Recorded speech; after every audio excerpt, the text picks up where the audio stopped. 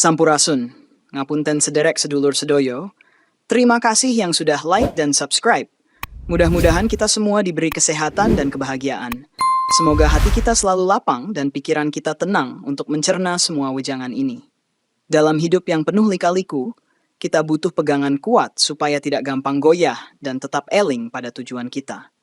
Menyadari bahwa rezeki itu bagaikan air yang bisa mengalir kemana saja, kita mesti paham cara merawatnya agar tidak tersumbat oleh sikap dan tempat yang kurang tepat. Banyak orang bilang, rezeki itu sudah ada jalannya, jadi ngapain repot-repot. Tapi sebenarnya kita tetap harus berusaha dan menjaga etika agar keberkahan itu tidak lari. Jangan sampai kita jadi malas-malesan ya, karena rezeki yang baik itu tumbuh dari usaha yang tulus dan niat yang ikhlas.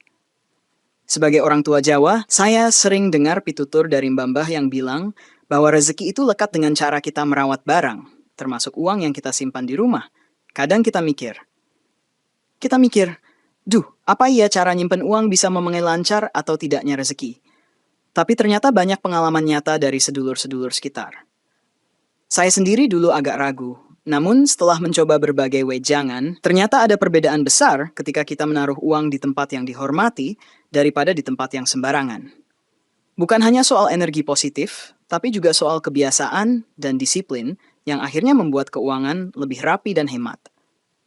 Nah, mau percaya atau tidak, lebih baik kita ambil sisi positifnya dan coba terapkan. Siapa tahu kita bisa merasakan manfaatnya. Dulu saya suka sekali menyimpan uang receh di mana saja tanpa mikir panjang. Akhirnya malah berantakan dan sering hilang entah kemana. Lalu suatu saat saya ditegur Mbah Kung, katanya, "Nak, kalau uang recehmu hilang, berarti jatah rezekimu juga ikut melayang loh." Dan saya sempat kaget mendengarnya. Apakah itu hanya mitos atau memang begitu adanya? Saya sempat bertanya-tanya dan menerka-nerka. Tapi ternyata hal itu membuat saya belajar lebih hati-hati. Dalam ajaran Jawa, menghargai yang sedikit adalah jalan untuk mendapatkan yang banyak. Sebab segala sesuatu dimulai dari kecil. Jadi, jangan sepelekan uang kecil, karena merawat uang receh juga latihan merawat rezeki besar yang mungkin datang di kemudian hari. Bab ini akan menjadi pengantar sebelum kita masuk ke pembahasan inti tentang 7 tempat menyimpan uang yang konon bisa menarik kemiskinan dan kekurangan. Saya nggak bilang ini mutlak 100% benar, tapi kalau sudah menjadi pitutur leluhur, pasti ada alasan logis dan pengalaman berharga yang melatar belakangi. Kadang saya juga lupa-lupa apa saja tempat yang dilarang, tapi setelah diingatkan lagi sama Mbah Putri, saya langsung tersentak dan buru-buru memindahkan simpanan di rumah. Ternyata, kita sering meletakkan uang begitu saja, bahkan di lokasi yang kurang pantas, dan itu bisa memengaruhi keuangan kita secara keseluruhan. Dengan niat untuk berbagi, saya akan ceritakan detailnya satu persatu di bab berikutnya. Semoga bisa jadi cermin bagi kita semua. Sebelum kita lanjut, silakan siapkan diri dan pikiran dengan santai. Boleh sambil ngopi atau ngeteh biar obrolan ini terasa lebih akrab dan enak dijalani. Jangan sungkan untuk bertanya mengapa begitu atau berseru, saya baru sadar, ternyata selama ini saya salah menaruh uang. Karena itu justru menunjukkan kita punya kesadaran untuk belajar. Kalau ada hal yang membingungkan, monggo kita diskusikan. Karena ilmu ini bukan hanya buat disimpan, tapi untuk diamalkan agar hidup kita lebih baik. Saya berharap narasi ini tidak hanya jadi bahan bacaan, tapi juga menumbuhkan kebiasaan positif yang bisa kita praktikkan setiap hari. Yuk, kita mulai saja cerita dari orang tua Jawa ini. Mari kita melangkah bersama menjemput rezeki dengan cara yang lebih berhati-hati. Dompet kosong yang ditinggalkan. Nah, sekarang kita masuk ke bab tentang dompet kosong yang suka kita tinggal begitu saja.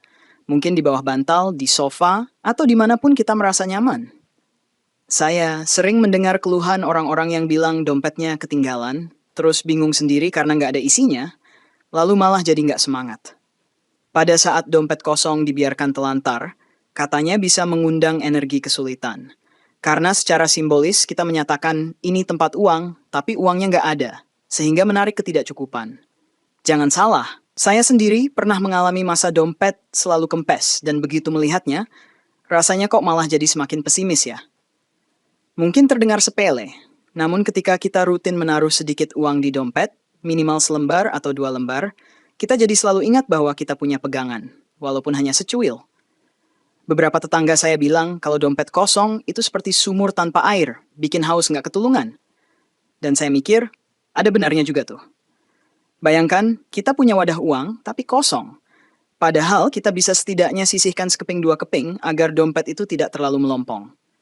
Ada filosofi yang mengatakan bahwa energi rezeki suka dengan tempat yang terisi. Sehingga kalau kita rutin mengisi, meski sedikit, lama-lama rezeki itu bisa menambah sendiri. Saya pernah dengar nasihat mbah saya, nah, sisakan uang sekecil apapun di dompet, walau cuma buat beli permen. Karena itu lebih baik daripada meninggalkan dompet kosong melompong. Jangan sampai kita kebiasaan meremehkan hal kecil ini, karena kebiasaan sederhana seringkali justru menjadi kunci pembuka pintu rezeki yang lebih lebar. Kalau kita ingat, di beberapa tradisi, orang tua suka ngasih amplop berisi uang receh ke anak cucu saat pergi jauh. Tujuannya apa? Ya, biar selalu ada isi di dalam dompet, meski hanya receh. Dan itu jadi simbol agar rezeki nggak benar-benar putus. Nah, saya juga pernah disaranin begitu sama almarhum nenek. Jadi waktu awal merantau, saya selalu bawa uang receh di dompet, entah buat ngapain, pokoknya biar nggak kosong. Kalau dipikir-pikir, ini bukan sekadar sugesti, tapi juga langkah antisipatif biar kita terbiasa menata keuangan. Jadi nggak kalap saat melihat dompet kosong. Karena kalau sudah terbiasa merawat dompet, kita pun lebih hati-hati dalam mengelola uang dan nggak sembarangan menghamburkan.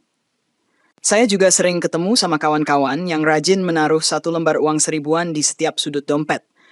Lalu berujar, biar kalau kepepet masih ada secuil penyelamat. Kadang terdengar lucu, tapi kalau kita coba itu bisa membantu banget. Terutama kalau kita lupa bawa uang lebih saat jalan-jalan.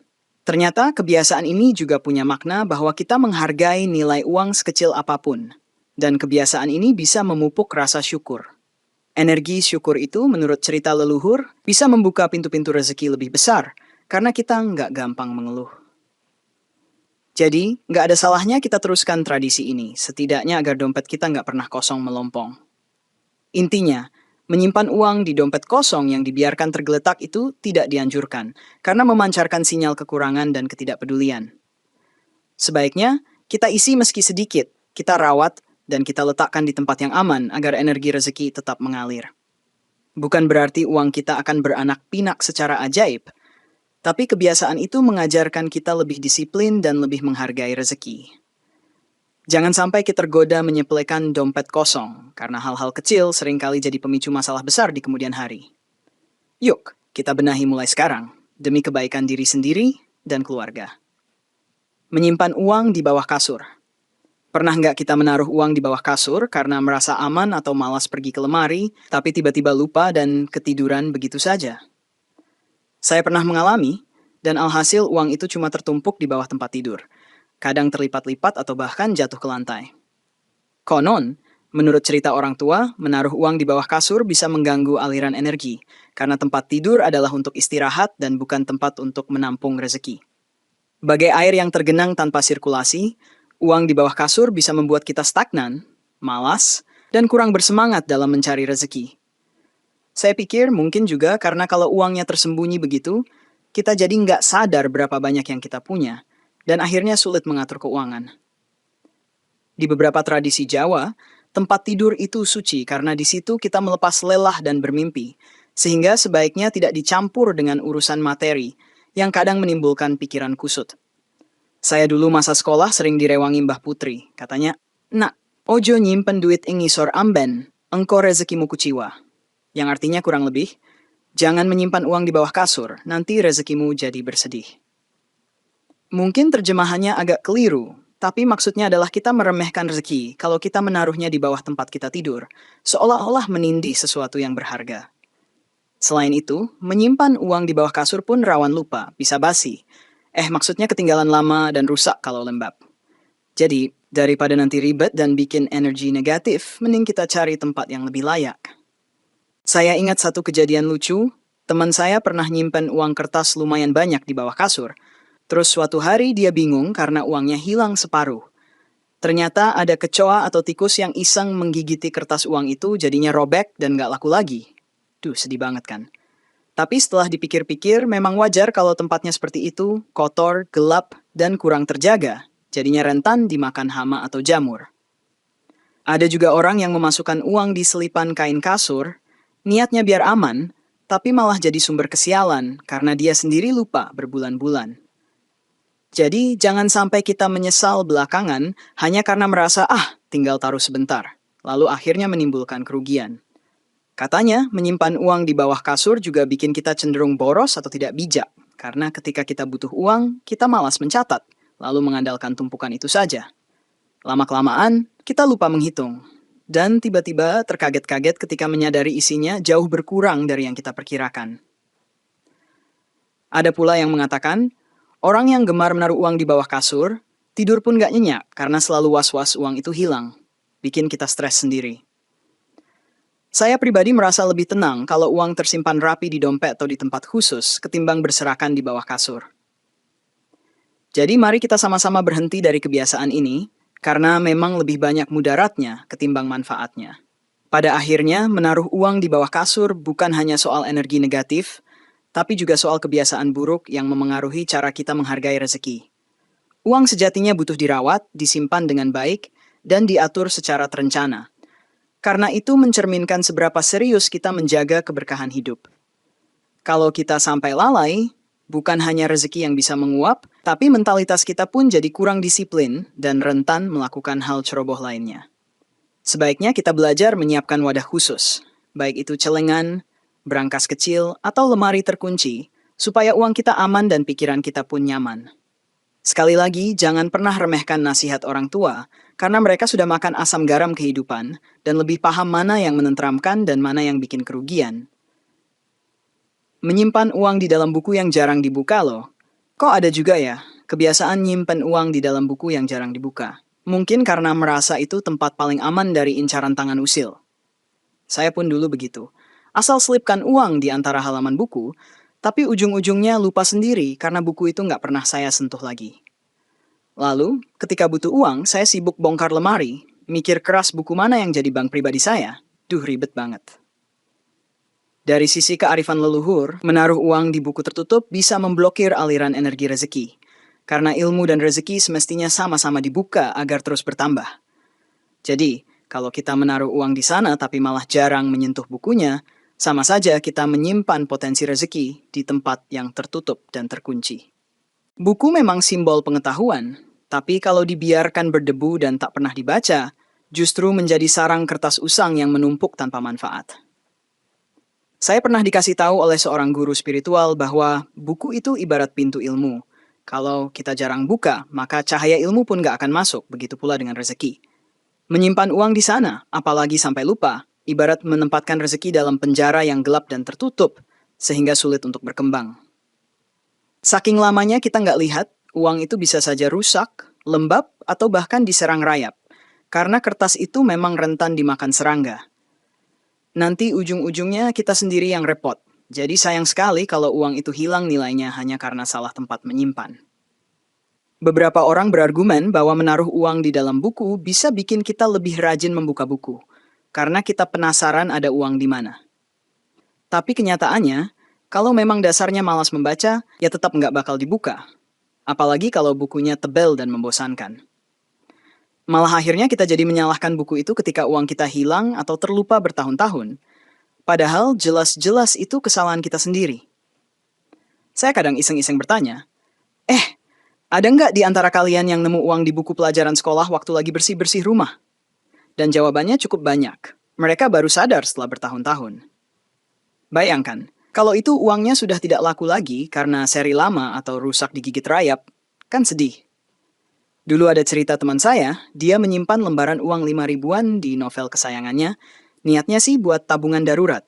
Suatu hari dia pinjamkan novel itu ke saudara, lalu saudara itu menemukan uangnya dan malah kaget. Ini uang siapa kok ada di sini? Karena memang lupa sama sekali. Lalu terjadilah kesalahpahaman, dikira ada yang nitip uang di situ atau uang kembalian yang nyasar, padahal itu tabungan pribadi yang terselip.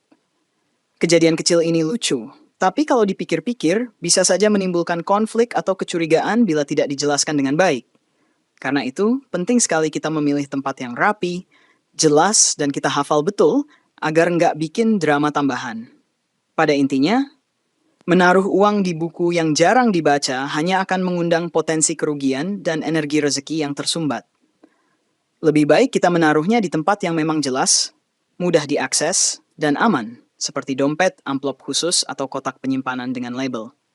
Dengan begitu, kita nggak perlu menggali-gali lemari atau mengganggu tumpukan buku yang seharusnya menjadi sumber ilmu kita. Kalau memang kita mencintai buku, bacalah dia dan dapatkan manfaatnya. Tapi jangan jadikan tempat persembunyian uang yang malah bikin pusing di kemudian hari. Seperti kata orang bijak, sesuatu yang tertutup rapat akan sulit tumbuh. Dan ini berlaku juga untuk rezeki. Jadi mari kita jaga dan rawat dengan cara yang lebih bijak. Menyimpan uang di dekat sampah atau tempat kotor. Saya pernah mampir ke rumah seorang teman yang menumpuk barang bekas di sudut ruangan. Tanpa sengaja, dia menaruh kantong berisi uang receh di situ. Duh, saya sampai nggak habis pikir, kenapa uang harus dicampur dengan barang kotor? Padahal jelas-jelas itu bisa mengundang tikus, kecoak, atau bahkan energi negatif. Menurut penuturan leluhur, rezeki harus dihormati seperti kita menghormati tamu. Dan tamu itu pasti tidak nyaman kalau ditempatkan di tempat kumuh atau jorok. Jadi, menaruh uang di area sampah bukan sekadar soal higienis, tapi juga soal menghargai keberkahan yang sudah kita terima. Kalau kita saja nggak sudi membersihkan tempat itu, bagaimana rezeki mau betah singgah? Beberapa orang mungkin berpikir menaruh uang di tempat kotor itu strategi biar aman dari pencuri, karena pencuri pun malas ngecek sampah. Tapi kalau kita melihat dari kacamata spiritual Jawa, itu ibarat menempatkan barang berharga di tempat yang dianggap hina, sehingga energi positifnya turun drastis. Bahkan, saya pernah dengar, kalau menaruh rezeki di tempat kotor, rezeki itu bisa marah dan kabur, karena kita tidak memberi penghormatan yang layak. Terdengar klinik? Bisa jadi. Tapi kalau dipikir logika, memang percuma juga uang disembunyikan di sana, karena kita sendiri bakal malas mengambilnya. Dan rentan rusak oleh lembab atau air sampah. Akhirnya, bukannya aman, malah jadi sarang bencana. Mungkin kita pernah abai dengan remah-remah makanan atau sampah plastik yang berserakan di rumah, lalu tanpa sadar kita taruh uang kembalian di meja yang penuh sisa makanan. Kalau dibiarkan berlarut-larut, uang itu bisa kotor, lengket, atau bahkan menimbulkan bau yang tidak sedap. Dan itu jelas bikin rezeki kita juga tercemar secara simbolik. Jangan lupa, uang itu beredar dari tangan ke tangan, dan kalau kita jaga kebersihannya, setidaknya kita menghormati proses perputaran rezeki. Saya sering ditegur Mbak Putri, awas jangan campur rezeki dengan limbah, nanti rezeki ikut terbuang. Dan itu mengingatkan saya untuk selalu rapi dan bersih. Kalau rumah kita bersih, rezeki pun insya Allah nyaman singgah, karena energi positif suka tempat yang teratur. Ada pula pengalaman lucu. Teman saya pernah meletakkan uang tipis di atas tumpukan koran bekas di dekat tempat sampah. Niatnya cuma sebentar. Ternyata pas mau diambil lagi, uangnya ikut terbuang karena dikira kertas tak berguna, dan berujung drama mencari ke tong sampah. Akhirnya dia kapok menaruh uang di sekitar area kotor, karena selain nggak higienis, juga bikin potensi hilang makin besar. Saya pun berpikir, rezeki tidak hanya soal uang, tapi juga ketenangan hati dan rasa aman. Jadi kenapa mesti menaruhnya di tempat yang bikin hati was-was? Mungkin saja kita berpikir itu aman dari maling, tapi kita justru membuat uang kita rentan hilang karena keteledoran sendiri. Intinya, hindarilah menyimpan uang di area sampah atau tempat kotor, karena selain tidak layak, itu juga menunjukkan kurangnya rasa hormat pada rezeki. Kita bisa belajar menata rumah agar tetap bersih, menyediakan tempat sampah yang terpisah, dan selalu memeriksa area sekitar sebelum membuang barang. Lebih baik kita siapkan laci, toples, atau kotak khusus yang bersih, sehingga uang kita tetap terjaga dan kita pun lebih mudah mengontrol jumlahnya.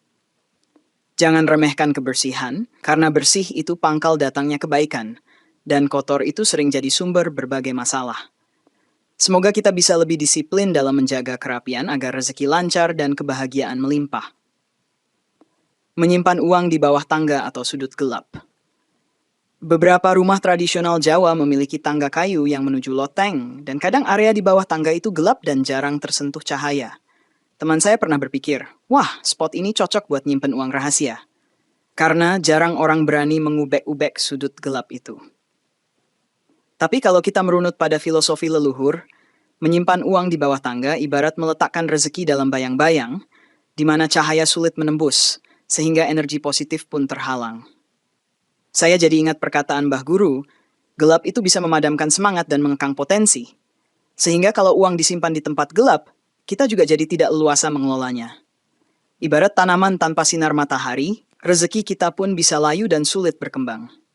Selain itu, sudut gelap atau kolong tangga sering jadi tempat menumpuk debu, sarang laba-laba, atau bahkan tikus yang berlalu lalang.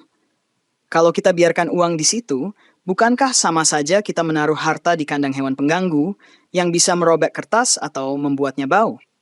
Dari sisi Feng Shui pun disebutkan bahwa area gelap di bawah tangga memiliki energi yang kurang baik, karena sirkulasi udara dan cahaya tidak lancar, sehingga bisa memengaruhi suasana hati penghuni rumah. Apakah itu mutlak berlaku di setiap rumah? Saya sendiri nggak bisa pastikan, tapi setidaknya kita bisa menjaga agar area tersebut tetap bersih, terang, dan tidak dijadikan gudang uang. Lebih baik kita amankan di tempat yang lebih terbuka, agar kita pun mudah mengontrol dan merawatnya. Ada cerita sedih dari tetangga saya. Dia menyimpan uang hasil panen di bawah tangga dengan niat biar aman dari maling, tapi ternyata justru lembab dan berjamur. Beberapa lembar uang jadi rusak dan bau apek, lalu bank pun menolak untuk menukarnya karena kondisi yang terlalu parah. Betapa menyesalnya dia karena itu hasil jerih payah yang seharusnya bisa dipakai untuk modal usaha berikutnya. Kita pun jadi belajar bahwa niat aman harus dibarengi dengan tempat yang benar-benar kondusif, bukan sekadar sembunyikan di tempat gelap. Jangan sampai kita berpikir, sudut gelap ini aman. Saya memahami bahwa banyak orang memilih tempat tersembunyi karena khawatir dengan pencuri atau tamu tak diundang. Tapi sesembunyi apapun kalau nggak dirawat dan kita biarkan lembab, tetap saja risikonya besar. Selain itu, menyimpan uang di tempat gelap kadang membuat kita sendiri susah mengambilnya saat butuh. Lalu kita malah pusing mencarinya sambil memegang senter dan mengusir laba-laba. Uang pun jadi tidak terurus, bisa terselip, jatuh, atau tersapu saat kita sedang bersih-bersih, karena kita pun nggak setiap hari mengecek sudut itu. Jadi daripada repot, lebih baik kita sediakan berangkas kecil di kamar atau lemari yang terkunci. Jelas lebih praktis dan aman. Menurut pitutur Mbah-mbah, cahaya itu lambang kebijaksanaan. Dan rezeki akan lebih berkah kalau kita simpan di tempat yang terang dan bersih. Letakkan di laci bersih atau almari yang ada penerangannya, sehingga kita bisa rajin memeriksa dan menghitung. Menandakan kita bertanggung jawab terhadap harta kita. Jangan sampai kita menempatkan uang dalam kegelapan, baik itu kegelapan fisik maupun kegelapan hati, karena itu hanya akan mengundang kesulitan dan kelupaan. Mari kita pelajari hikmahnya, lalu kita terapkan dalam kehidupan sehari-hari, meski mungkin awalnya terasa remeh.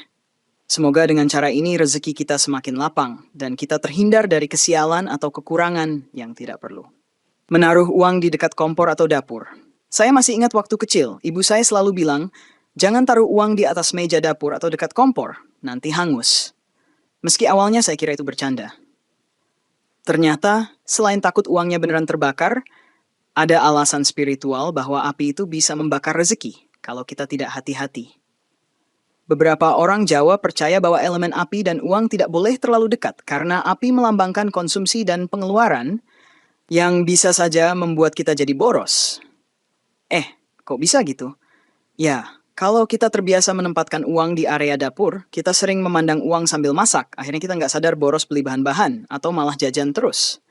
Dalam beberapa kasus, dapur itu area yang panas dan berasap, sehingga uang kertas bisa terkena lembab atau bahkan percikan minyak. Kalau kita menaruh uang sembarangan di sana, siapa tahu ada embusan angin yang membawa percikan api kecil. Bisa berabe. Selain itu, banyak aktivitas lalu lalang di dapur, jadi nggak aman juga kalau sewaktu-waktu ada yang tak sengaja menumpahkan air atau minyak ke atas uang tersebut. Kalaupun uangnya aman, seringkali aromanya jadi bau minyak, lengket, dan akhirnya kurang layak. Maka menurut pitutur leluhur, letakkan uang jauh dari api, agar energi rezeki nggak terbakar oleh hawa panas. Ada sisi lain juga. Ketika uang berada di area dapur, khususnya dekat kompor, kita seolah-olah menempatkannya di pusat pengeluaran. Karena dapur adalah tempat kita memasak, mengolah makanan, dan menghabiskan banyak bahan. Kalau kita bicara simbolik, uang yang dekat dengan pusat konsumsi itu ibarat langsung menguap atau terbakar, sehingga rezeki pun serasa cepat habis dan gak berkumpul. Saya jadi teringat ucapan ibu, "Nduk, kalau mau hemat, jauhkan uang dari dapur, Nanti setiap lihat duit, pengennya belanja bumbu ini itu. Dan saya baru sadar itu ada benarnya. Kadang saking asiknya bereksperimen masak, kita lupa budget dan akhirnya kebablasan jajan belanja. Bukan berarti dapur itu sumber keburukan, malah dapur itu sumber kehidupan juga karena kita mengolah makanan. Tapi ya perlu dijaga agar uang dan dapur nggak saling bertabrakan energinya. Kalau kita butuh bawa uang ke dapur, ya secukupnya saja untuk belanja hari itu. Jangan disimpan di sana berlama-lama. Selain lebih terorganisir, kita juga terhindar dari kejadian tak diinginkan, seperti uang kotor, robek, atau bahkan terselip di antara bumbu dapur. Pernah ada yang cerita, dia kehilangan beberapa lembar uang di dapur, ternyata sudah terendam di genangan air cucian piring semalaman. Jadi, lebih baik waspada dan hindari kejadian tak perlu. Dengan menjauhkan uang dari kompor atau dapur, kita memberi pesan bahwa rezeki harus dijaga di tempat yang netral, bersih, dan tidak mudah terkena panas atau cairan. Mungkin terdengar remeh-temeh, tapi kebiasaan kecil ini bisa membentuk cara berpikir yang lebih tertata dan disiplin dalam mengatur keuangan. Selain itu, kita pun lebih nyaman saat masak. Nggak perlu was-was duit kena percikan minyak atau hangus tersambar api. Jadi, yuk kita perbaiki kebiasaan ini. Simpan uang di ruang atau tempat yang khusus dan aman. Dan biarkan dapur fokus menjadi area memasak untuk keluarga. Semoga rezeki kita makin berkah dan nggak gampang menguap begitu saja. Menyimpan uang di toilet atau kamar mandi rasanya kok aneh ya. Menyimpan uang di toilet, tapi ternyata ada juga loh yang meletakkan dompet atau kantong plastik uang di kamar mandi karena alasan malas dibawa keluar. Mungkin habis mandi lupa bawa kembali atau sengaja disembunyikan di sudut kamar mandi biar nggak ketahuan siapa-siapa. Tapi ini jelas bukan ide yang baik. Toilet dan kamar mandi itu tempat kita membersihkan kotoran, baik kotoran badan maupun buang hajat, sehingga secara energi dianggap tempat pembuangan. Kalau rezeki ditempatkan di area pembuangan, nggak heran kalau rezeki itu ikut terbuang, atau setidaknya tidak berkembang. Makanya, leluhur sering menasihati kita untuk menjauhi kebiasaan ini. Selain alasan energi, menyimpan uang di toilet itu juga enggak higienis. Karena bakteri dan kuman banyak bersarang di sana. Bayangkan kalau kita terbiasa mengambil uang dari kamar mandi, lalu kita lupa mencuci tangan dengan benar, bisa menularkan penyakit pula. Kalau uang itu berpindah tangan ke orang lain, kita turut menyebarkan hal yang tidak diinginkan. Dan itu jelas bertentangan dengan prinsip menjaga kebersihan dan kesehatan. Jadi, secara moral pun, lebih baik kita jauhkan rezeki dari tempat-tempat yang rentan menyimpan kotoran. Jangan sampai kita menyesal di kemudian hari. Ada pengalaman konyol yang pernah saya dengar. Seseorang menyimpan uang di belakang kloset dengan alasan paling nggak ada maling yang mau merogoh sampai ke situ. Ternyata dia sendiri lupa. Dan saat dia pindah rumah, uang itu tertinggal bertahun-tahun sampai akhirnya dia kembali ke rumah lamanya. Uangnya sudah lecek dan sebagian hancur karena lembab. Sungguh sia-sia jerih payah menabung, berakhir jadi onggokan kertas tak bernilai karena salah tempat. Dari kejadian ini, kita bisa mengambil pelajaran bahwa keamanan itu bukan cuma soal sembunyi dari pencuri, tapi juga soal kenyamanan dan kelayakan tempat penyimpanan. Dengan meletakkan uang di kamar mandi, kita juga bisa tanpa sengaja menjatuhkannya ke dalam bak mandi atau kloset, yang tentu bikin jijik dan tidak layak dipakai lagi. Walau bisa dicuci, tapi rasanya sudah ilfeel, ya kan? Selain itu, bau lembab dan campuran bahan kimia pembersih bisa menempel, merusak tekstur uang, dan bikin kita enggan memakainya. Kalau kita ingat prinsip bersih itu pangkal rezeki, maka seharusnya kita jauhkan harta berharga ini dari tempat yang potensial mencemarinya. Pastinya, kita nggak mau rezeki kita ikut tercemar, baik secara fisik maupun secara simbolik. Intinya, toiletlah tempat kita buang hajat, sedangkan uang adalah simbol rezeki dan mesti dirawat supaya memberikan keberkahan. Menaruh uang di kamar mandi hanya akan mendatangkan kesialan, baik karena faktor kebersihan, kerusakan, maupun energi negatif. Mari kita hindari kebiasaan ini dan pilihlah tempat yang lebih layak dan aman. Selain terhindar dari hal-hal menjijikkan, kita juga menjaga kehormatan rezeki yang sudah kita peroleh dengan susah payah. Semoga dengan menjauhkan uang dari toilet, kita bisa semakin menghargai berkah yang Tuhan berikan. Cara benar menyimpan uang di rumah agar tetap berkah. Setelah membahas 7 tempat terlarang, pasti muncul pertanyaan, lah, jadi di mana dong nyimpan uang yang benar? Nah, sebagai orang tua Jawa, saya selalu menekankan bahwa tempat terbaik adalah yang terjaga kebersihannya, terang dan tidak bercampur dengan hal-hal negatif. Kita bisa siapkan kotak khusus di lemari, berangkas kecil di kamar, atau amplop yang ditaruh rapi di lasi. Jangan lupa diberi label atau catatan sederhana agar kita bisa memantau jumlahnya. Karena menata keuangan itu juga bagian penting dalam merawat rezeki. Dengan begini, kita jadi lebih bertanggung jawab dan gak sembarangan menghamburkan.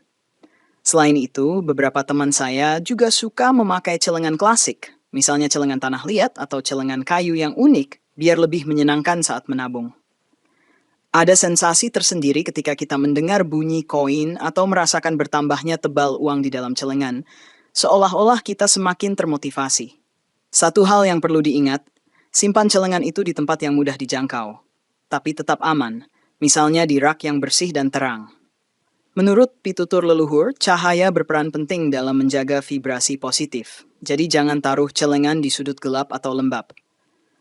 Mau percaya atau tidak, tapi hal-hal kecil seperti ini sering terbukti memengaruhi mood dan semangat kita. Jika kita punya lemari besar, sebaiknya alokasikan satu laci khusus yang memang dikhususkan untuk uang atau dokumen penting, lalu kunci dengan baik. Kenapa perlu kunci? Bukan cuma untuk mencegah pencurian, tapi juga agar kita lebih sadar setiap kali membuka laci itu, menandakan ada rasa hormat dan tanggung jawab terhadap rezeki. Kalau kita biarkan terbuka, kadang kita menaruh sembarangan, menumpuk barang-barang lain, dan akhirnya lupa mencatat. Kalau saya pribadi suka menempel stiker kecil bertuliskan motivasi, misalnya, ini rezeki halal, rawat dengan syukur, untuk selalu mengingatkan diri. Kadang terdengar norak, tapi efeknya cukup positif loh. Beberapa orang Jawa juga melakukan ritual sederhana, seperti memanjatkan doa sebelum menabung, atau membaca mantra singkat agar uangnya membawa berkah. Tidak perlu yang aneh-aneh, cukup niat tulus, ya Tuhan, semoga uang ini bermanfaat, melimpah, dan membawa kebaikan. Sudah bisa menjadi bentuk syukur. Tindakan ini bukan jaminan uang bertambah dengan sendirinya, tapi sikap kita jadi lebih hati-hati dan bijaksana. Kadang saya sendiri kalau mau menaruh uang di tempat tertentu, sambil gumam doa pendek, terus hati jadi lebih tenang dan pikiran jernih. Ya, ini soal keyakinan dan tradisi. Kita bisa pilih sesuai kepercayaan masing-masing. Terakhir, jangan lupa untuk selalu berbagi dengan yang membutuhkan. Karena rezeki itu bagaikan air yang mengalir, harus dialirkan agar tetap jernih dan tidak buntu. Menyimpan uang dengan aman itu baik, tapi kalau terlalu pelit dan ogah berbagi, rezeki juga bisa macet di tengah jalan. Dalam tradisi Jawa, ada konsep sugih tanpa banda atau kaya tanpa harta, yang artinya kebahagiaan sejati datang dari kemurahan hati dan rasa syukur. Jadi, selain kita menata tempat penyimpanan, kita juga menata hati, agar tidak pelit, tidak tamak, dan selalu ingat berbagi.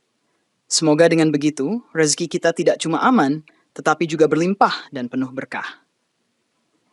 Akhirnya kita sampai di bab terakhir. Semoga sedulur-sedulur semua sudah paham tentang tempat yang perlu dihindari saat menyimpan uang. Ingat, ini bukan sekadar mitos atau cerita iseng, tapi warisan pitutur leluhur yang sudah melalui berbagai pengalaman dan pengamatan. Kita bisa memilah mana yang cocok kita terapkan, mana yang sekiranya kurang relevan, karena setiap rumah punya kondisi berbeda-beda. Namun, benang merahnya adalah bahwa kita harus merawat rezeki dengan baik, menempatkannya di tempat yang bersih, terang, dan aman dari gangguan. Dengan begitu, kita menunjukkan rasa hormat dan tanggung jawab, sehingga rezeki pun betah berdiam di sisi kita. Jangan lupa pula bahwa uang hanya salah satu bentuk rezeki. Masih ada rezeki kesehatan, kebahagiaan, hubungan harmonis, dan banyak hal baik lainnya. Kalau kita salah menempatkan uang, mungkin saja mengundang masalah finansial. Tapi kalau kita salah menempatkan kepercayaan atau kasih sayang, masalahnya lebih besar lagi. Jadi, mari kita jadikan kebiasaan menyimpan uang dengan benar sebagai batu loncatan untuk disiplin di aspek lain dalam hidup. Sebab, saat kita teratur dan hati-hati merawat hal kecil, kita juga lebih siap menghadapi tanggung jawab yang lebih besar di kemudian hari. Saya juga berharap dari cerita dan petuah ini, kita tidak hanya jadi tahu apa yang dilarang, tapi juga menyerap nilai bijak di baliknya. Leluhur kita tidak asal bicara bahwa uang jangan ditaruh di sini atau di situ. Mereka pasti menimbang faktor kebersihan, kesehatan, keamanan, bahkan unsur energi yang sering luput dari kita. Kalaupun kita masih ragu, silakan buktikan sendiri dan lihat apakah ada perbedaan ketika kita mulai merapikan cara menyimpan uang di rumah. Kalau memang kita merasa ada perubahan positif, puji syukur. Kalau belum merasakan, tetaplah yakin bahwa setidaknya rumah kita lebih bersih dan rapi. Di samping itu, saya mau mengajak sedulur-sedulur untuk lebih gemar menabung dan berbagi, karena dua hal inilah yang menjaga aliran rezeki tetap stabil. Menabung mengajarkan kita berdisiplin dan berpikir panjang ke depan, sementara berbagi membuka pintu-pintu keberkahan yang tidak kita sangka-sangka. Kita pun jadi makin terlatih untuk tidak gampang panik saat menghadapi kebutuhan mendadak, karena ada cadangan dana yang tersimpan dengan bijak. Selain itu, rasa empati kita tumbuh ketika kita rela menyisihkan sebagian rezeki bagi yang membutuhkan, sehingga rezeki kita pun insya Allah selalu dipelihara oleh Yang Maha Kuasa. Demikianlah akhir dari narasi ini. Saya harap semua yang membaca mendapat pencerahan, motivasi, dan semangat baru untuk menjaga rezeki agar tetap aman dan berkah.